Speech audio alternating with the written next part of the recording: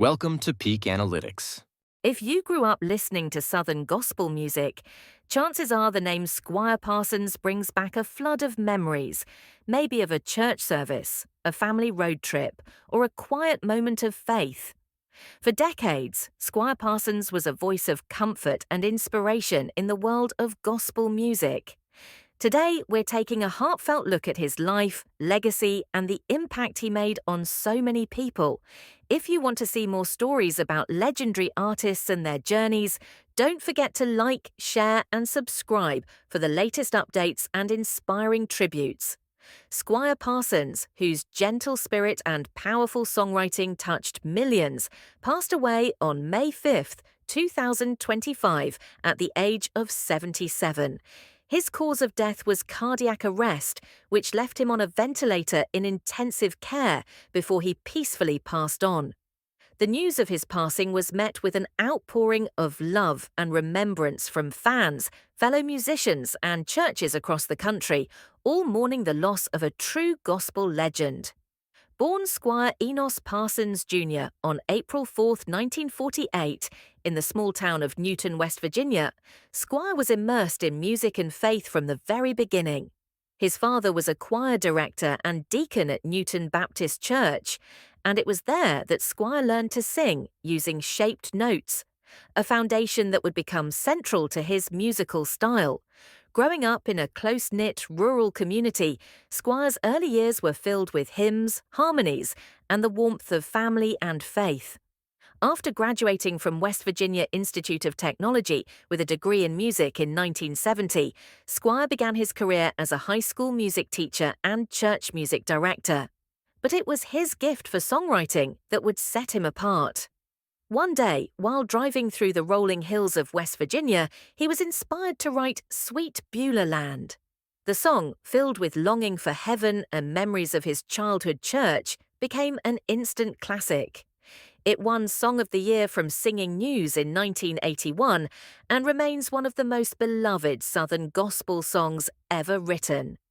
Squire's career took a major turn in 1975 when he joined the legendary Kingsmen quartet as their baritone singer.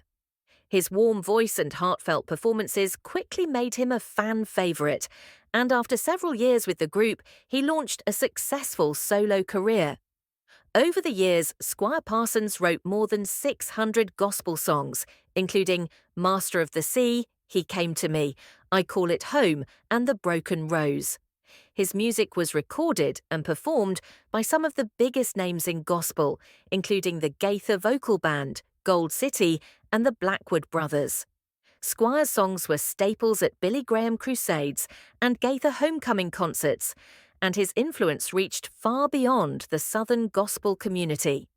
In 1979, Squire was ordained as a minister, and his faith remained at the center of everything he did. He was known not just for his musical talent, but for his humility, kindness, and unwavering commitment to serving others.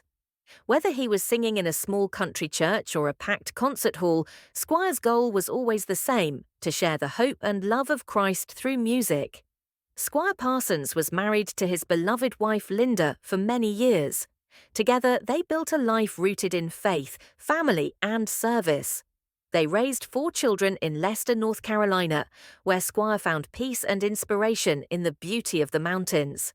Even as his health declined and he retired from touring in 2019, Squire remained active in his community, mentoring young musicians and supporting local ministries. Financially, Squire Parsons enjoyed the fruits of a long and successful career. His estimated net worth of $3 million came from decades of album sales, royalties, live performances, and ministry work. Yet, those who knew him best say that Squire's true wealth was measured not in dollars, but in the lives he touched and the faith he inspired. Squire Parsons lived simply and humbly, always putting God and family first. He loved spending time with his grandchildren, working in his garden, and singing hymns at home. He was a man of deep conviction and gentle humor, never seeking the spotlight, but always shining with the light of his faith. As news of his passing spread, tributes poured in from across the gospel world. Fellow artists, pastors, and fans remembered Squire not just as a gifted songwriter, but as a true gentleman and a humble servant. His legacy lives on in the hundreds of songs he wrote, the countless lives he touched, and the enduring message of hope he shared.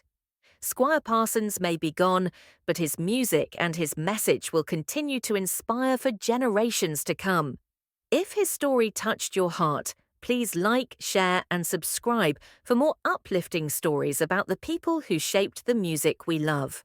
And in the comments, we'd love to hear your favourite Squire Parsons song or memory. Let's celebrate his remarkable life together.